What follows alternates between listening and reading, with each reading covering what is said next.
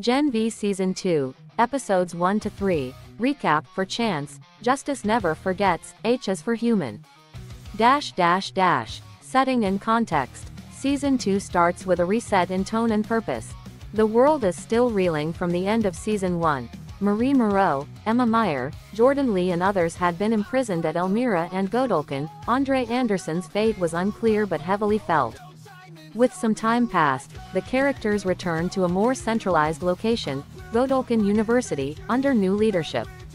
A new dean, Dean Cipher, takes charge and imposes stricter, more militant control over SUPEs. Meanwhile, underlying conspiracies are beginning to emerge, especially around Project Odessa, the origins of the university, and what it means to be a SUPE versus a human. Also, this season includes a tribute and major plot change given the real-life death of actor Chance Perdomo Andre. The show rewrites Andre's character off-screen with a heroic death, and the surviving characters' arcs now carry grief, memory, and the consequences of loss. Episode 1. For Chance, Season 2, Episode 1. The premiere opens with a gruesome flashback to 1967 involving Thomas Godulkan, the founder trying to stop scientists from self-administering a variant of Compound V or a new blue serum. Things go horribly wrong. Bodily mutations, gore, death. We see the lab labeled Odessa Project. This establishes the origin of some of the show's mystery and horror. In present day, Emma and Jordan are released from Elmira, a high-security facility for SUPEs, and brought back to Godulkan University by Kate Dunlap. They are coerced into giving public statements, speeches that spin events in favor of the university bot, specifically a SUPEs first, or anti-human ideology. They are under pressure from Dean Cipher and student life. It's revealed that Andre Anderson has died. He sacrificed himself during an escape attempt from Elmira, using his magnetic powers overexertedly inherited condition to try to open a steel door barrier. The strain led to his collapse and death. This acts both as plot and mourning. Marie is missing at first. She is off the grid, roaming, trying to find her sister Annabeth. Eventually she intervenes when she sees SUPE's confrontation at a bus stop, using her hemokinesis to protect SUPEs or those being targeted, drawing attention, both good and dangerous, to herself. Emma struggles with grief over Andre, with her resumed life at Godulkan, with being forced back into the mold she had fled. There are scenes of her using her power involuntarily under stress, shrinking without purging, etc. Jordan and Emma are both in a vulnerable place, physically, mentally. At the end of Episode 1, Marie is found by Emma, Jordan, and Kate. There is confrontation. Kate uses her persuasion or mind powers, Jordan defends Marie, Jordan uses force field. Things turn violent. Kate gets injured, bleeding, etc. The power dynamics within the group shift. Episode 2. Justice Never Forgets. The second episode finds the characters more directly under Dean Cipher's regime. Cipher is revealed to be more authoritarian, pushing for SUPE supremacy, more surveillance, propaganda, loyalty expectations. Emma and Marie begin to uncover more about Odessa. Marie is pressured to play public figure, forced to give upbeat statements about her return to Godulkan, even though she's grieving and frightened. The tension between public appearance versus private truth is strong here. Kate remains in a hospital or comatose or severely injured state following her confrontation. When she awakens or semi-awakens, she's traumatized, something is deeply wrong. There are visions or episodes of violence involving medical staff or nurses, possibly under influence of her or others. The show plays with bodies, identity, and control in scenes that are both unsettling and symbolic. Meanwhile, Emma and Polarity, someone who has authority, parental role, begin investigating the archives, hidden documents of Godulkan bot. They discover secret rooms, files, particularly relating to Project Odessa. Evidence suggests Marie has deeper involvement, or at least was part of the research for Odessa before birth, than she has known. Emma's powers continue to develop, behave in unexpected ways under stress. There is also a noticeable shift in the student body. Some SUPEs and humans outside Godulkan are accepting Cipher's narrative, or fearful, others are rebels, dissenting. The tension between those who go along for safety versus those who resist becomes more visible. By the end of the episode there's a shocking moment. Kate, having awoken, discovers medical staff have been killed around her. Possibly symbolic of how the corrupt systems are in play, and showing that violence permeates even safe spaces. There's an implication that Cipher or others are using incidents to stoke fear or control. Episode 3. H is for Human. This episode slows a bit to explore character identity, grief, public perception, and internal moral conflicts. There is also escalation of ideological conflict, humans versus supes, and how Godulkan is becoming a site of propaganda and power molding. Marie tracks down her aunt and learns more about her past. She discovers that her parents were involved in the Odessa program before she was born. Also, she learns that her sister Annabeth has been living with the aunt but her whereabouts are uncertain. This adds personal stakes, family, identity, betrayal. Jordan is struggling with the expectations placed on them. Their ranking at Godulkan is high. They are supposed to represent token supes, and they are being forced to use sanitized or marketable language or identities that feel false. The tension builds between self-authenticity versus public performance. Jordan confesses loving Marie. This is a turning point in their relationship. It deepens the emotional bond, but also adds complexity given the public pressures, secrets, and dangers. Another reveal. Jordan admits they were the one who attacked Kate, or at least implicated in it. This confession undermines some of the group's trust, reshapes how characters see each other, surfaces guilt. It shifts questions of culpability, memory, power. The episode also explores Sam's mental state. Sam without Kate's stabilizing power is more unstable. He is dealing with grief, frustration, and possibly guilt. He's less sure of what to believe about what happened. The themes of what it means to be human versus superhuman are stronger here. Physical powers are less the point. Morality, identity, who gets to decide, truth, are more central. Public perception, media narrative, power, authority are under scrutiny. The episode sets up stakes for members of the group: loyalty, secrecy, self-identity, and where resistance or compliance will take them. Overarching themes and implications. Loss and grief. The show handles Andre's off-screen death as foundational. The characters grieve, feel guilt, have unresolved questions. This shapes their behavior. Truth versus propaganda. Dean Cipher, the university, bought all push a narrative. Students are forced to lie, make statements, act in ways they don't believe. The disparity between public persona and private doubt is a recurring tension. Identity and authenticity.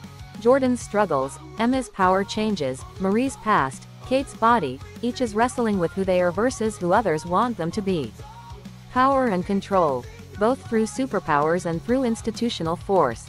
Dean Cipher's rule, surveillance, loyalty, coercion, especially over vulnerable characters. Past and mystery. The Odessa Project, Marie's birth origins, Godulkan's history, what was done, what's hidden, all loom as forces that will drive conflict forward.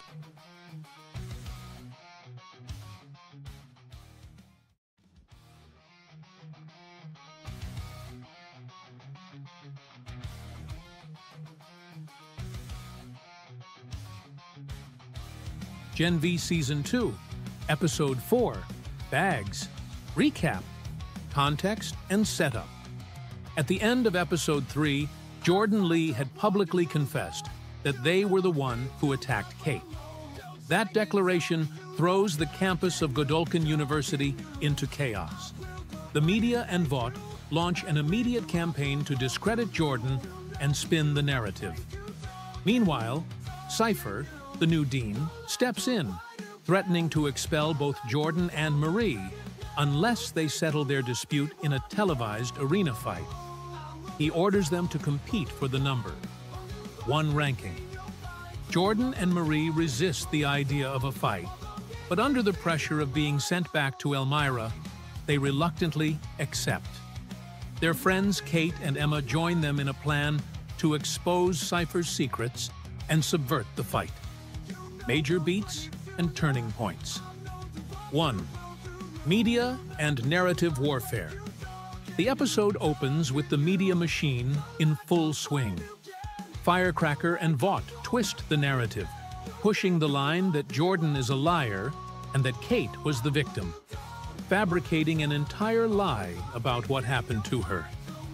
Kate cooperatively posts a video claiming she was attacked by starlighters and accusing Jordan of dishonesty. This amplifies the pressure on Jordan socially and institutionally. Vought's influence and media control underscores one of the season's themes. Truth is what those in power decide it is. Even confessions and histories can be overwritten. 2. Cipher's ultimatum and the fight challenge. Cipher calls Marie and Jordan to his office and informs them the only way to correct the damage is through a direct televised fight. This gender-bender versus blood-bender battle will be broadcast to the world. Cipher pressures them. If they refuse, they'll be sent back to Elmira, a threat both dread. To prepare, Cipher begins private training with Marie, giving her tasks to refine her blood manipulation powers. One weird test: move a blood bag from table to table without breaking it. Then try moving a goat's blood, which, of course, goes catastrophically wrong. These exercises push Marie's limits. 3. Kate and Emma's scheme. Marie and Jordan visit Kate to enlist her help. Kate, whose powers are currently unstable, reveals a hidden room in Cipher's house with a humming door and a secret chamber. The group attempts to break in to gather incriminating evidence. Meanwhile, Emma partners with Harper and Allie. Emma learns more about Allie's strange power, manipulating hair, and devises a plan. Allie, disguised, helps Emma shrink and sneak into the ventilation system of Cipher's office to plant a tiny camera. The hope is to secretly record Cipher admitting that he is human, and then use that to blackmail him mid-fight. 4. The fight and Cipher's power reveal. The fight begins. What starts as a staged, symbolic spectacle quickly becomes terrifying when Cipher uses his power. By simply looking at Jordan, he takes control of Jordan's body like a puppet. Jordan, under Cipher's control, attacks Marie as the audience watches. With Jordan manipulated, Marie is forced into a showdown not just against Jordan, but against Cipher's invisible influence. It tests the limits of her power, her trust in Jordan, and her moral boundaries. She eventually defeats Jordan in the fight, though the victory is complicated. 5. Key revelation: Cipher's true nature. Kate's infiltration pays off. She and Jordan sneak into Cipher's hidden room and discover an old, burned man in a hyperbaric chamber, hooked up to machines. This is presumably Cipher's father, or a prior iteration tied to the Odessa project, or the origin of his powers. Intriguingly, Marie's tests show that Cipher's blood lacks compound V. That means he doesn't read as a typical soup, and calls into question how his powers manifest through a different mechanism. This suggests Cipher may not be a soupe in the traditional sense, but something else entirely. Character moments and dynamics. Marie and Jordan. Their bond is tested. Jordan's public confession and the subsequent fight put enormous emotional strain on them. Marie's love, loyalty, and protective instinct are foregrounded. Jordan, in turn, grapples with identity, control, and betrayal. Autostraddle notes Marie reassuring Jordan that she's on their side, no matter what. Kate. She walks a tightrope. Though once part of the deception, she decides to help Marie and Jordan. Her knowledge of Cipher's house and her broken powers make her a critical, unstable ally. Her confession that her powers don't reliably work adds tension. Emma. Often underestimated, Emma grows into a strategist and rebel. She organizes allies, Allie Harper, works with shrinking/sabotage tactics, and helps execute the plan. Her development this episode underscores that while not always in the spotlight, she is vital to the group's resistance. Themes and implications: power, control, and identity. Cipher's ability to hijack Jordan's body underscores the danger of unseen power. Control is not always brute force. It can be psychological, subversive. Truth versus.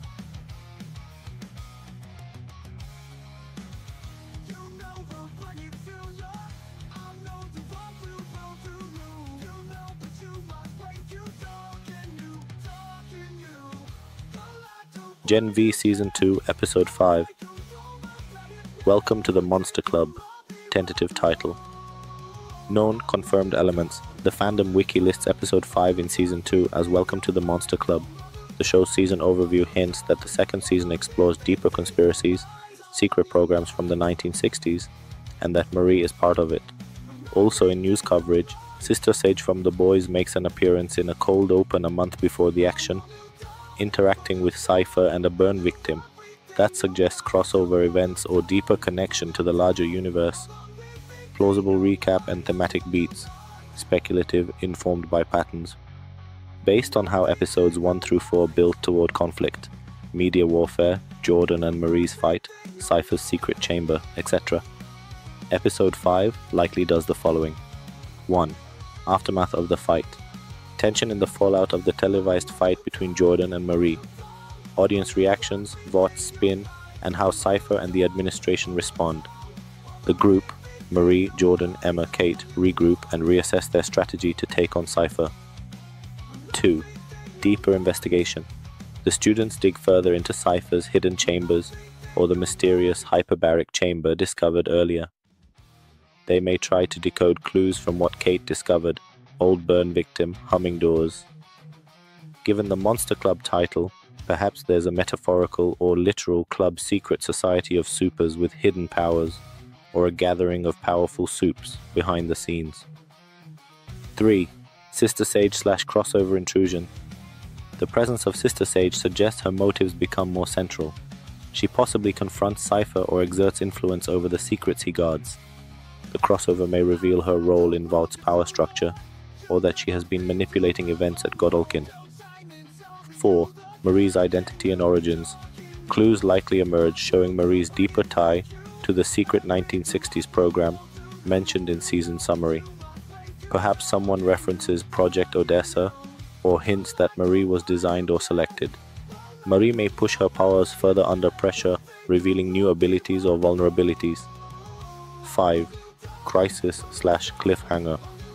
Episode 5 may end with a dramatic twist, a betrayal, a public reveal, or a power play by Cipher or Sister Sage. Possibly someone is captured, or the students suddenly lose control over some event, leaving them vulnerable. 6. Character struggles. Kate deals with the instability of her powers, emotional fallout from betrayal, and guilt. Jordan and Marie's relationship is stressed by secrets and external pressure. Emma works more with her rebel allies, Harper Alley, to sabotage or gather intel. Recap of General V Season 2, Episode 6 Jumanji, spoilers ahead. Gen Vs 2 × 10 to the 6 inches Jumanji, recap and analysis. Opening and setup. The episode begins by revealing that the virus being developed in the woods is not meant to control the minds of supes, as previously theorized. Instead, it is a lethal virus, capable of making supes sick or even killing them, though it does not infect ordinary humans. Sam Reardon Asa Gurman, who had escaped the woods earlier, appears unaffected by the virus. His immunity raises questions and potential danger. Kate's collapse and memory restoration. The core emotional and narrative arc centers on Kate Dunlap, Maddie Phillips. After her confession in Episode 5 that she manipulated the memories of her friends under Dean Shetty's orders, she now collapses into a near catatonic state. In her comatose or semi-conscious condition, Kate involuntarily traps her friends, Marie, Jordan, Andre, and others, inside her mindscape. They relive traumatic, distorted memories and nightmares that reflect her emotional history and the sins she's been made to carry. Among these recollections, the group sees how Kate's childhood was shaped, her mother's neglect, Kate's early power misuse, the long years of isolation, and the guilt she's been bearing. A particularly powerful revelation is that Dean Shetty coerced Kate for many years, instructing her to wipe memories, suppress truths, and enforce control over her peers. Kate's betrayal was not entirely voluntary, she was manipulated. Marie's heroic intervention and power unveiling. Faced with Kate's fading life, Marie Moreau steps forward in crisis. As Kate lies near death, Marie uses her blood manipulation powers as a form of emergency CPR, effectively reviving her. This act demonstrates both the strength and potential of Marie's abilities beyond conventional limits. The revival is dramatic and physically intense. Marie channels her life force, using her hemokinetic control to reboot Kate's bodily systems and bring her back from the brink. Emotional confrontations and growth. After saving Kate, Marie and Andre share a vulnerable conversation about their friendship, betrayal, and the burden of guilt. Marie admits how much it meant to her to get into Godulkan University, and the emotional weight she's carried. Their reunion grows deeper even in turmoil. The reunion is interrupted when Jordan summons them to a new threat, the collapse of safety as the woods' lockdown intensifies. Kate, recovering, is still unstable, her mind fractured from the psychic strain. The woods and virus reveal. The episode ends with the group learning a major twist. The woods is not simply a prison or holding facility. It functions as an experimental lab for soups, working on the viral weapon targeting superhuman bodies. This revelation reframes all previous events. The students' suffering, the secrecy, the memory manipulation, all may be part of a grander plot tied to biological warfare against soups. Themes and significance. Memory and identity. Kate's Mindscape arc shows how memories, suppressed or manipulated, shape identity. The trauma she internalized is as destructive as the external threats. Sacrifice and power. Marie's willingness to risk herself to save Kate indicates her growth. She begins to carry others' burdens, not just her own. Control versus autonomy. The episode underscores how characters like Kate have been controlled by Shetty, by guilt, by expectations, and are now fighting to reclaim their choices. Science and weaponization. The virus revelation raises the stakes massively. This is no longer a school drama, but biological warfare. The conflict is no longer just among soups, but about survival. Fragility and redemption. Kate's collapse and revival is symbolic. Redemption exists, but it's fragile. Powers are destructive when misused, but also capable of healing. Recap of General V Season 2, Episode 7, Hell Week, spoilers ahead. Setting the stage, Episode 7 is a pivotal moment in the season, where many hidden threads pull together and the true power dynamics of Godulkan University are laid bare. The students, already under enormous pressure from Vought and Dean Cipher's agenda, now face the reveal of deeper manipulations, ancestral secrets, and brutal betrayal. Key plot beats and revelations. Marie and Jordan investigate Shetty's secrets. Marie and Jordan break into Dean Shetty's office in search of proof that she is orchestrating something far darker than students realize. Inside they discover a hidden compartment containing documents tied to a mysterious plane crash that involved Shetty's husband and child. As they sift through the files, they find names that connect Shetty to past tragedies and political cover-ups. Their discovery suggests her vested interest in the cleaning up of soups may stem from personal loss and an obsession with control. During their search, they overhear Drive Cardoza, drunk and unguarded, speaking aloud about Shetty's plans, confirming that she has been experimenting with a virus and pushing a murderous agenda. Shetty, Newman and the virus plot. In a tense confrontation, Shetty meets with Grace Mallory from the Boys universe. She shows Mallory images of soups infected with a virus she has developed in secret at God U. She argues that soups must be culled for the greater human good. Mallory refuses to support her, labeling her plans genocide. Mallory warns Shetty that she is becoming like Butcher. She cautions that Shetty's path is dangerous, one of resentment and vengeance, not justice. Meanwhile, Shetty reveals to one of her confidants, apparently quietly, that her husband and child were on that very plane that crashed, explaining her fixation on eliminating weak soups. Cipher, Doug and Godulkan's return. One of the most dramatic reveals. Cipher is not the true villain, or at least not in full control. His real identity is Doug Brightbill, a man who has been used as a vessel for Thomas Godulkan, the founder of Godulkan University. Godulkan, long believed incapacitated, has been psychically controlling Doug all along. Marie, while attempting to heal or stabilize Godulkan's broken original body, inadvertently releases him from his mental prison. As a result, Godulkan reasserts himself, severs control over Doug, and steps forward to take power again. After this release, Godulkan begins replanting his dominance. In a chilling display, he kills a soup student with a seemingly useless power, making a statement, only the strong will survive under his vision. Internal conflicts and character struggles. Jordan feels betrayed after so much trust was placed in Cipher. Dean, grappling with whose side to choose now. The revelation shakes the foundations of alliances. Kate seeks redemption and clarity, trying to reconcile with the manipulation she's been part of and the guilt she carries. Her relationship with Shetty is exposed as more complex than a simple student-mentor bond. Emma and Sam also re-examine boundaries. With Godulkan's return, Emma begins setting clearer limits with Sam, recognizing the danger of unrestrained loyalty. Andre Polarity reveals a darker side. In this episode, he is healed of his seizures through Marie's blood abilities and enters the battle with Cipher. He confronts Cipher in psychic combat while others attempt to distract or contain the chaos. Cataclysmic Ending and stakes raised. In the concluding moments, Godulkan fully regains autonomy, stepping forward with power and menace. His return redefines the enemy, not just a dean, not just a puppet, but a godlike figure intent on reshaping the soup's world. Marie walks away from the confrontation, Kate following her, leaving the battlefield to Godulkan's newly awakened force. The penultimate episode ends on ominous tone. Godulkan reclaims authority over the university, the virus plot is active, and only one episode remains to stop him. Recap, spoiler heavy, of General V Season 2, Episode 8, the finale of Season 2, in English.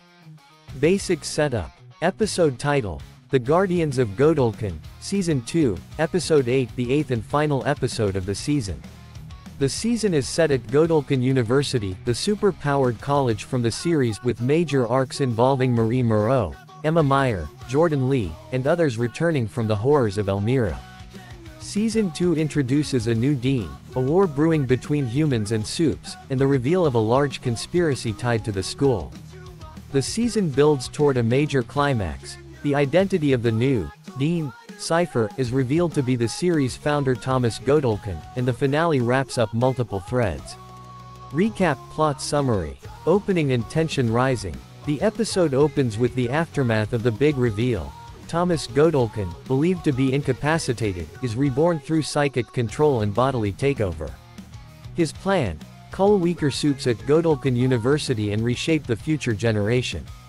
Marie, Jordan, Emma and the remaining Godulkan students realize the scale of the threat.